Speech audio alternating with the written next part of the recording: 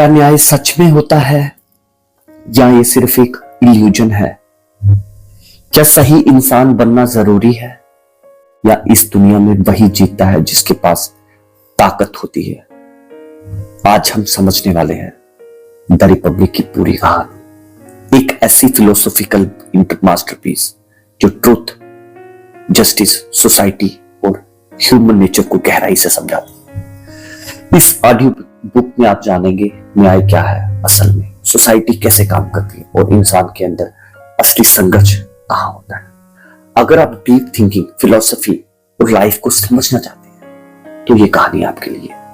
The Republic part 1। Athens की एक शाम थी। सूरज धीरे धीरे ढल रहा था और आसमान में हल्की सुनहरी रोशनी फैली हुई थी। शहर के बाहर की तरफ जाने वाला रास्ता धूल से भरा हुआ था, लेकिन उस धूल में भी एक अजीब सी शांति थी, जैसे दिन और रात के बीच का एक ठहराव। सुकरात उस रास्ते पर चल रहे थे। उनके साथ उनका एक साथी भी था। दोनों किसी खास काम से नहीं निकले थे, बस यूं ही जैसे कभी कभी इंसान अपने विचारों से दूर जाने के लिए बाहर निकलता है, लेकिन असल में और गहराई में चला जाता है। वह अभी आगे बढ़ ही रहे थे कि पीछे से कुछ लोगों की आवाज आती है। वह उन्हें रोकते हैं और आग्रह करते हैं कि वह उनके साथ चले। पहले तो सुकरात हल्का सा मना करते, लेकिन फिर मुस्कुरा कर मान जाते हैं। शायद उन्हें अंदाजा था कि ये कोई साधारण निमंत्रण नहीं है। वह सब मिलकर एक घर की ओर बढ़ते हैं, एक ऐसा घर यहां पहले से कुछ लोग बैठे हुए थे। माहौल शांत था, लेकिन उस शांति में भी एक उम्मीद छुपी है, जैसे कोई गहरी बातचीत जन्म लेने वाले हो। घर का मालिक एक बुजुर्ग व्यक्ति था। उनका चेहरा अनुभव से भरा हुआ था, आंखों में ठहराव है और उनकी आवाज में एक सादगी। सब लोग बैठते हैं और धीरे धीरे बातचीत शुरू होती है। पहले जीवन की बातें होती है, उम्र की, समय की, कैसे इंसान बदलता है, कैसे उनकी इच्छाएं बदलती है, कैसे वह धीरे धीरे उन चीजों से दूर हो जाता है जो कभी उसे बहुत जरूरी लगती थी। बुजुर्ग व्यक्ति कहते हैं कि उम्र बढ़ने के साथ एक अजीब सी शांति आती है, जैसे इच्छाओं का शोर धीरे धीरे कम हो जाता है और इंसान खुद को हल्का महसूस करता है। सुकरात ध्यान से सुनते हैं और फिर पूछते हैं, क्या ये शांति इसलिए आती है क्योंकि उम्र बढ़ती है या इसलिए क्योंकि इंसान समझदार हो जाता है?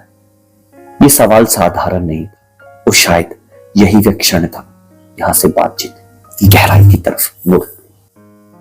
धीरे धीरे बात एक ऐसे विषय पर आकर टिक जाती है जो हर इंसान के जीवन से जुड़ा है। न्याय क्या है? बुजुर्ग व्यक्ति बिना सोचे जवाब देते हैं, न्याय का मतलब है सच बोलना और अपने कर्ज चुकाना। कमरे में बैठे लोग सिर हिलाते हैं। यह जवाब सही लगता है, सीधा है और वही है जो समाज हमें दिखाता है। लेकिन सुकरात चुप नहीं रहते। वे धीरे से पूछते हैं, अगर आपने किसी से उधार लिया हो और वह व्यक्ति बाद में अपनी समझ खो दे तो क्या आपको वह चीज वापस देनी चाहिए? कमरे में हल्की खामोशी छा जाती है। यह सवाल जवाब से ज्यादा बड़ा था। अब सभी को एहसास होता है कि न्याय उतना सरल नहीं है जितना वह दिखता है। बातचीत आगे बढ़ती है। अब एक और व्यक्ति बोलता है।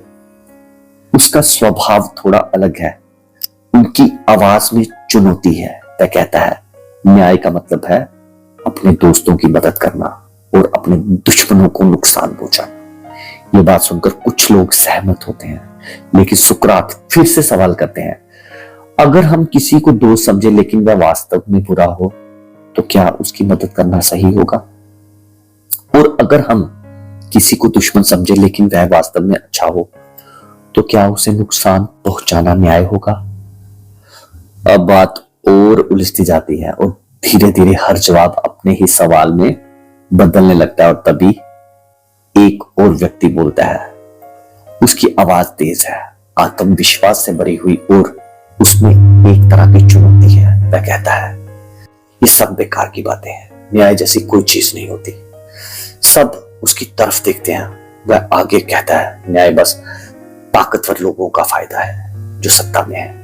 वही नियम बनाता है और वही तय करता है कि क्या सही और क्या गलत। कमरे का माहौल अचानक बदल जाता है। ये बात कठोर है लेकिन उसमें एक सच्चाई की झलक है। सुकरात उसे ध्यान से सुनते हैं और फिर बहुत शांत स्वर में कहते हैं, तो क्या तुम ये कह रहे हो कि शासक हमेशा सही होते हैं? वह व्यक्ति जवाब देता है, हाँ, क्योंकि वही कानून बनाते हैं। सुकरात धीरे से पूछते हैं, लेकिन क्या शासक कभी गलत नहीं करते? वह व्यक्ति थोड़ी देर के लिए रुकता है। सुकरात आगे कहते हैं, अगर शासक गलती कर जाए और ऐसा नियम बना दे जो उनके ही नुकसान का कारण बन जाए, तो क्या वह भी न्याय होगा? अब बात गहराई में जा चुकी है। वह व्यक्ति थोड़ा असहज होता है लेकिन फिर भी अपनी बात पर अड़ा रहता है। सुकरात अब एक और दिशा में बात ले जाते हैं। वह कहते हैं, हर कला का एक उद्देश्य होता है। एक डॉक्टर का काम है, क्या वह अपने फायदे के लिए इलाज करता है या मरीज के भले के लिए? सब जवाब देते हैं, मरीज के भले के लिए। सुकरात कहते हैं, ठीक वैसे ही एक सच्चा शासक भी अपने लोगों के हित के लिए काम करता है। अगर वह सिर्फ अपने फायदे के लिए काम करता है तो वह शासक नहीं, कुछ और है। कमरे में बैठे लोग अब चुप हैं, वे सिर्फ सुन रहे हैं और धीरे धीरे कोई पर्दा हट रहा हो। और अब सुकरात एक नया विचार रखते हैं। वह कहते हैं, अगर हमें सच में समझना है कि न्याय क्या है तो हमें इसे सिर्फ एक इंसान में नहीं बल्कि पूरे समाज में देखना होगा, क्योंकि समाज बड़ा होता है और उसमें चीजें साफ दिखाई देती हैं। सब लोग ध्यान से सुनते हैं। अब बातचीत एक नए स्तर पर पहुंच चुकी है। अब ये सिर्फ सवाल जवाब नहीं रहा, ये एक यात्रा बन चुकी है और ये यात्रा अभी शुरू ही हुई है। The Republic part 2। कमरे में एक गहरी शांति थी, ऐसी शांति जिसमें शब्द नहीं लेकिन विचार चल रहे थे। हर कोई अब सिर्फ सुन नहीं रहा था बल्कि सोच रहा था। सुकरात कुछ क्षणों के लिए चुप रहते हैं, जैसे वह सबको समय दे रहे हो। फिर धीरे से बोलते हैं, अगर हमें यह समझना है कि न्याय क्या है तो हमें इसे बड़े रूप में देखना होगा। वह कहते हैं कि एक इंसान के अंदर न्याय को समझना मुश्किल है क्योंकि वह छोटा है, जटिल है, छुपा हुआ है, लेकिन अगर वही चीज हम पूरे समाज में देखें तो वह साफ दिखाई देगी। और यही से वह एक कल्पना शुरू करते हैं, एक ऐसे समाज की कल्पना जो धीरे धीरे हमारे सामने बनता है, जैसे कोई चित्रकार खाली कैनवस पर एक एक रेखा खींच रहा हो। वह कहते हैं, मान लो कुछ लोग एक साथ रहने लगते हैं। क्यों? क्योंकि कोई भी इंसान अकेला पूरी तरह आत्मनिर्भर नहीं होता। हर किसी को किसी और की जरूरत होती है। किसी को खाने की जरूरत है, किसी को कपड़े की जरूरत है, किसी को घर चाहिए, और यही जरूरतें लोगों को एक साथ रहने के लिए मजबूर करती है। धीरे धीरे एक छोटा सा समूह बनता है, फिर वह समूह बढ़ता है और एक समाज का रूप ले लेता है। अब सुकरात उस समाज को ध्यान से देखते हैं। वह कहते हैं, अगर हर इंसान अपनी जरूरतें पूरी करना चाहता है तो उसे वही काम करना चाहिए जिसके लिए वह सबसे उपयुक्त है। कोई खेती करेगा, कोई घर बनाएगा, कोई कपड़े बनाएगा। हर व्यक्ति अपना अपना काम करेगा और यही स्पेशलाइजेशन समाज को मजबूत बनाता है। धीरे धीरे वह समाज बढ़ने लगता है। अब सिर्फ जरूरतें पूरी करना ही काफी नहीं है, अब उसमें आराम भी जुड़ता है। अब लोग सिर्फ जीना नहीं चाहते, वह अच्छा जीना चाहते हैं और यहीं से समाज में बदलाव शुरू होता है। अब नए नए काम जुड़ने लगते हैं, कलाकार आते हैं, संगीत आता है, सजावट आती है और समाज अब सिर्फ एक जरूरतों का समूह नहीं रहता, वह एक जीवन शैली बन जाता है। लेकिन जैसे जैसे समाज बढ़ता है वैसे वैसे उसकी इच्छाएं भी बढ़ती हैं और जब इच्छाएं बढ़ती हैं तो संसाधन कम पड़ने लगते हैं। अब समाज को और जमीन चाहिए, और चीजें चाहिए और यहीं से एक नया तत्व पैदा होता है, संघर्ष। अब समाज को सुरक्षा की जरूरत है और यहीं से एक नया वर्ग पैदा होता है, रक्षक यानी सैनिक। वह लोग जो समाज की रक्षा करेंगे, वो बाहरी खतरे से लड़ेंगे। सुकरात कहते हैं, लेकिन ये रक्षक कैसे होने चाहिए? क्या वह सिर्फ ताकतवर हो या उनमें कुछ और भी होना चाहिए? वह कहते हैं, एक सच्चा रक्षक वह है जिसमें ताकत भी हो और समझ भी। वह अपने लोगों के लिए जेंटल हो और दुश्मनों के लिए कठोर। लेकिन ये संतुलन आसान नहीं है। अगर उनमें सिर्फ ताकत होगी तो वह खुद अपने लोगों के लिए खतरा बन सकते हैं, और अगर वह खुद नरम होंगे तो वह समाज की रक्षा नहीं कर पाएंगे। इसलिए उन्हें सही शिक्षा देना जरूरी है। अब बातचीत शिक्षा की तरफ मुड़ती है। सुकरात कहते हैं, अगर हमें अच्छे रक्षक चाहिए तो हमें उन्हें बचपन से ही सही तरीके से तैयार करना होगा। वह कहते हैं कि कहानियां, संगीत, जो कुछ भी हम बचपन में सुनते हैं वह हमारे दिमाग को शेप करता है। अगर बच्चों को गलत कहानियां सुनाई जाएं तो उनका सोच भी गलत बनेगा। इसलिए वे कहते हैं हमें यह तय करना होगा कि बच्चों को सुनाया जाए, क्या सिखाया जाए। वे कहते हैं हमारी कहानियां सच्चाई को दिखानी चाहिए। हमें ऐसा कुछ नहीं सिखाना चाहिए जो डर पैदा करे या गलत समझ दे। धीरे धीरे बात और गहरी होती जाती है। अब ये सिर्फ समाज बनाने की बात नहीं रही, ये इंसान बनाने की बात बन चुकी है। अब सुकरात एक और महत्वपूर्ण बात कहते हैं, अगर हमें एक सही समाज चाहिए तो हमें ऐसे लोग चाहिए जो सिर्फ अपने लिए नहीं बल्कि पूरे समाज के लिए सोचे। और यही से आता है एक नया विचार, गॉर्डियंस। वह लोग जो सिर्फ शासन नहीं करेंगे बल्कि समझ के साथ निर्णय लेंगे। लेकिन सवाल वही है, ऐसे लोग बनेंगे कैसे? और यहीं पर सुकरात एक बहुत ही सटल लेकिन पावरफुल बात कहते हैं, ऐसे लोग पैदा नहीं होते, उन्हें बनाया जाता है। धीरे धीरे पूरा समाज एक स्ट्रक्चर लेने लगता है।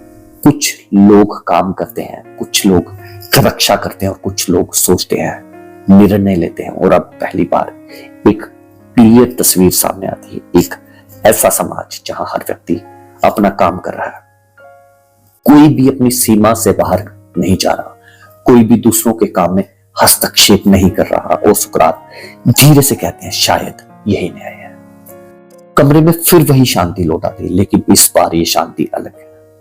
अब ये खाली नहीं है, ये समझ से भरी हुई। लेकिन ये कहानी अभी खत्म नहीं हुई, क्योंकि अब सवाल और गहरा होने वाला। अगर समाज में ये स्ट्रक्चर है तो इंसान के अंदर क्या स्ट्रक्चर है? और यही से बात अंदर की तरफ मुड़ेगी, इंसान की आत्मा की तरफ, उसके भीतर के संघर्ष की तरफ। पार्ट 3। कमरे में अब तक जो बातचीत चल रही थी वह बाहर की दुनिया के बारे में थी, समाज, उसके नियम, उसका ढांचा। लेकिन अब धीरे धीरे सबकी नजरें अंदर की ओर मुड़ने लगी थी, जैसे किसी ने अचानक ये महसूस किया हो कि जो बाहर है उसकी जड़ें कहीं भीतर छुपी हुई हैं। सुकरात कुछ देर चुप रहते हैं, उनकी आंखों में एक गहराई है, जैसे वह अब एक और परत हटाने वाले हो। वे धीरे से कहते हैं अगर समाज में न्याय है तो वह इसलिए है क्योंकि उनके हर हिस्से में संतुलन है। तो क्या यही बात इंसान पर भी लागू नहीं होती? कमरे में बैठे लोग अब पूरी तरह शांत हैं, कोई बीच में नहीं बोलता। सुकरात आगे कहते हैं जैसे समाज के 3 हिस्से हैं वैसे ही इंसान के अंदर भी 3 हिस्से होते हैं।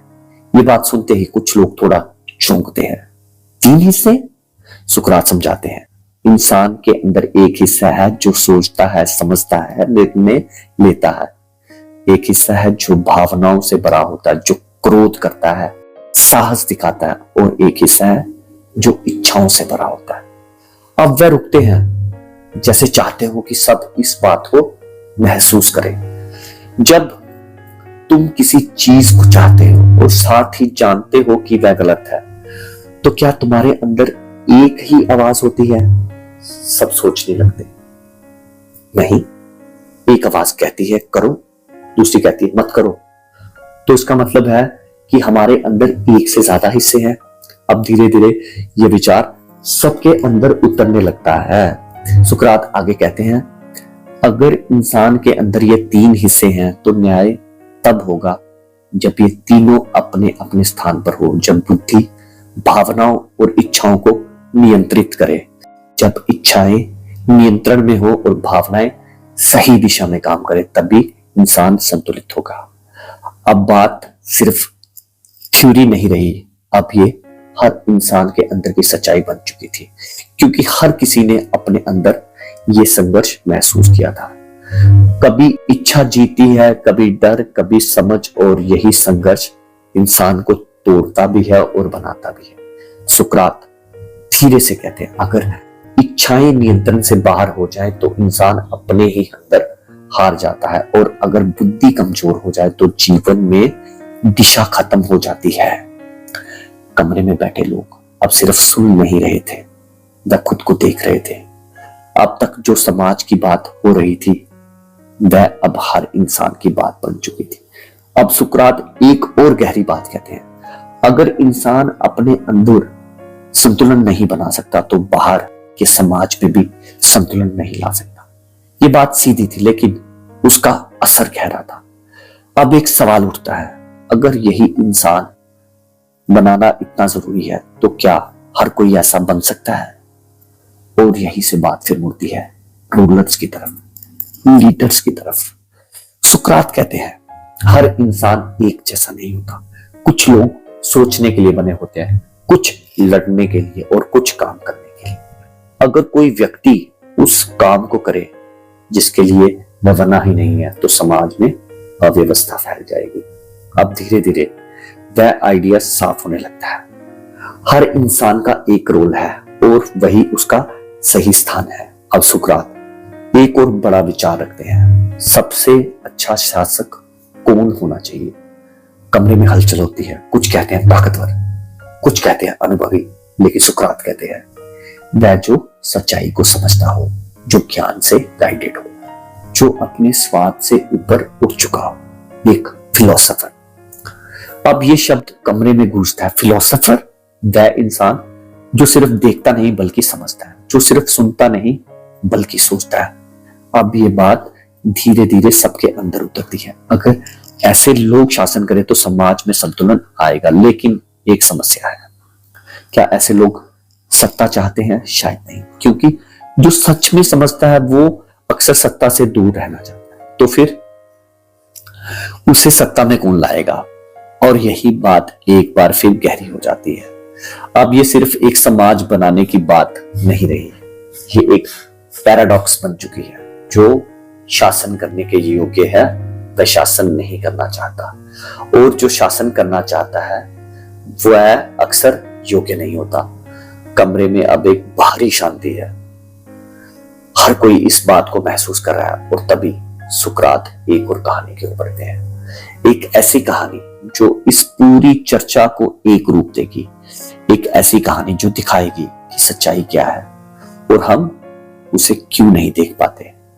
The Republic part 4। कमरे में एक अजीब सी खामोशी थी। अब तक जो बातें हुई थी उन्होंने हर किसी को अंदर तक छू लिया था। अब ये चर्चा बाहर की नहीं रही थी, ये हर इंसान के भीतर उतर चुकी थी। सुकरात धीरे धीरे बोलना शुरू करते हैं। उनकी आवाज में कोई जल्दी नहीं थी, जैसे वे जानते हो कि जो वह अब कहने वाले हैं वह बाकी सबसे ज्यादा गहरा है। कल्पना करो, वह कहते हैं, कुछ लोग एक गुफा में हैं, बचपन से उनके हाथ पैर बंधे हुए हैं, वह सिर्फ सामने दीवार की ओर देख सकते हैं। कमरे में बैठे लोग अब पूरी तरह उस दृश्य में खो चुके हैं। उनके पीछे एक आग जल रही है और उस आग के सामने से कुछ चीजें गुजरती हैं। उनकी परछाइयां दीवार पर पड़ती हैं और वह लोग उन्हीं परछाइयों को सच मानते हैं। अब कुछ पल के लिए सुकरात रुकते हैं, क्योंकि उन्होंने कभी कुछ और देखा ही नहीं। कमरे में बैठे लोग चुप हैं, लेकिन उनके दिमाग में वह दृश्य बन चुका है। एक अंधेरी गुफा, दीवार पर चलती परछाइयां और लोग जो उन्हें ही अपनी दुनिया मानते हैं। फिर सुकरात आगे कहते हैं, अब सोचो, अगर उनमें से एक व्यक्ति को आजाद कर दिया जाए तो पहले मुड़ेगा और पहली बार आग को देखेगा।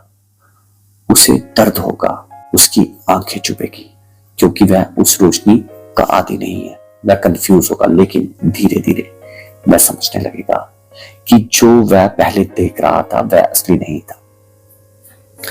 अब सुकरात उस व्यक्ति को गुफा से बाहर ले जाते हैं। वह बाहर जाएगा और पहली बार सूरज की रोशनी देखेगा। पहले वह कुछ नहीं देख पाएगा, उसकी आंखें चकाचौंध हो जाएंगी, लेकिन धीरे धीरे वह चीजों को देखना शुरू करेगा। पहले उसकी परछाइयां, फिर उसका प्रतिबिंब और अंत में खुद उन्हें, और फिर वह सूरज को देखेगा और समझेगा कि वह वही सबका स्रोत है।